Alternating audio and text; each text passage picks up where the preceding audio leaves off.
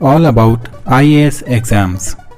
IAS यानी कि Indian administrative service, Hindi में भारतीय प्रशासनिक सेवा, भारत की सबसे कठिन और प्रतिष्ठित परीक्षा है। IAS बनने के लिए संघ लोक सेवा आयोग, जिसे अंग्रेजी में यूनियन पब्लिक सर्विस कमीशन यानी कि UPSC कहा जाता है, की परीक्षा देना अनिवार्य होता है। IAS भारत की सर्वश्रेष्ठ नौकरियों में से एक है। कुछ विद्वानों का तो यहाँ तक कहना है कि पूरे भारत में नौकरी तो सिर्फ एक ही है और वो है IAS, बाकी तो नौकरियाँ ही हैं। हर साल लाखों युवक युवतियाँ इस परीक्षा को देते हैं, परंतु इस परीक्षा में कुछ ही विद्यार्थी सफल हो पाते हैं। ये वे विद्यार्थी होते हैं जिनमें शैक्षणिक योग्यता के साथ ही साथ अनुशासन और धैर्य होता है। आपको बता दें कि UPSC सिविल सर्विस का जो एग्ज़ाम लेती है वो सिर्फ IAS के लिए ही नहीं होता, बल्कि कुल मिला के 23 सर्विसेज के लिए एग्ज़ाम कंडक्ट करवाया जाता है, जैसे IPS, IFS, IRS, IDAS, DANIX, DANIPS इत्यादि। चलिए अब आपको UPSC द्वारा कंडक्ट करवाए जाने वाले सिविल सेवा एग्ज़ाम के पैटर्न के बारे में बताया जाए।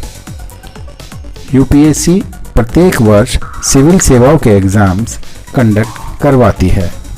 इस परीक्षा को देने के लिए आपकी उम्र 21 वर्ष से 32 वर्ष के बीच में होनी चाहिए तथा 6 बार इस परीक्षा को दिया जा सकता है। वहीं आरक्षित वर्गों को आयु सीमा में छूट दी गई है। आयु सीमा में और परीक्षा के अटेम्प्ट्स में छूट के लिए आप आधिकारिक नोटिफिकेशन भी पढ़ सकते हैं। यह एग्ज़ाम 3 श्रेणियों में बटा हुआ है, जिन्हें प्रीलिमिनरी या प्री, मेंस और पर्सनैलिटी टेस्ट या इंटरव्यू कहा गया है। एग्ज़ाम्स का प्रारंभिक मोड प्री होता है, जिसमें 200-200 नंबर के 2 पेपर होते हैं। प्री परीक्षा के पहले पेपर को GS1 कहा जाता है, जिसमें 100 प्रश्न प्रत्येक 2 नंबर के होते हैं। प्रत्येक प्रश्न ठीक होने पर 2 नंबर प्रदान करता है, जबकि गलत जवाब होने पर 1/3 नंबर काट दिया जाता है, जिसे हम सामान्य भाषा में नेगेटिव मार्किंग कहते हैं। GS पेपर 1 में अर्थशास्त्र, भारत की राज व्यवस्था, इतिहास, भूगोल, कला एवं संस्कृति यानी art and culture, current affairs तथा जनरल साइंस से संबंधित प्रश्न पूछे जाते हैं। ये सभी प्रश्न ऑब्जेक्टिव टाइप होते हैं। प्री परीक्षा के दूसरे पेपर GS2 को CSAT भी कहा जाता है, जिसकी फुल फॉर्म होती है सिविल सर्विस एप्टीट्यूड टेस्ट। ये एक क्वालिफाइंग एग्ज़ाम होता है, जिसमें आपको 33% अंक यानी कि 200 नंबर में से कम 66 अंक तो लाने ही पड़ते हैं। मुख्य परीक्षा यानी कि मेंस में जाने के लिए विद्यार्थियों को जो कट ऑफ मिलती है वो सिर्फ GS पेपर 1 से ही होती है। CSAT का पेपर तो सिर्फ क्वालिफाई करना होता है। इस पेपर में comprehension, interpersonal skills, reasoning, decision making, mental ability एवं बेसिक न्यूमरेसी या गणित के प्रश्न पूछे जाते हैं, जो कि 10वीं कक्षा के लेवल के होते हैं। CSAT में भी नेगेटिव मार्किंग 1/3 ही होती है। हर वर्ष करीबन 5 लाख विद्यार्थी प्री की परीक्षा देते हैं और लगभग 12 से 15 हजार विद्यार्थी ही प्री एग्ज़ाम को क्वालिफाई करके मुख्य परीक्षा में बैठते हैं। मुख्य परीक्षा में कुल मिला के 9 पेपर करवाए जाते हैं, जिनमें से 2 पेपर भाषीय यानी कि लिंग्विस्टिक होते हैं, जो कि सिर्फ क्वालिफाइंग ही होते हैं, जबकि बाकी 7 पेपर मेरिट बेस्ड होते हैं। यह सभी पेपर डिस्क्रिप्टिव यानी कि विवरणात्मक होते हैं। भाषीय पेपरों में जो 2 पेपर्स हैं, उनमें से एक पेपर अंग्रेजी का अनिवार्य होता है तथा दूसरा पेपर किसी भी भारतीय भाषा का होता है, जो कि भारतीय संविधान के 8वें शेड्यूल में आती हो। अब बात कर लेते हैं बाकी के 7 पेपर्स की, जिन्हें मिला के एक परीक्षार्थी की मेरिट बनाई जाती है। पेपर 1 होता है ऐसे का पेपर, जिसके लिए 3 घंटे का समय दिया जाता है तथा ये 250 अंक का होता है। पेपर 2 जिसे मेंस का GS1 कहा जाता है, ये भी 3 घंटे का पेपर होता है तथा ये भी 250 अंक का होता है। इस पेपर में इतिहास, भूगोल, art and culture, Bharatiya Samaj इत्यादि से प्रश्न पूछे जाते हैं। पेपर 3 जिसे GS2 कहा जाता है, ये भी 3 घंटे का और 250 अंक का होता है।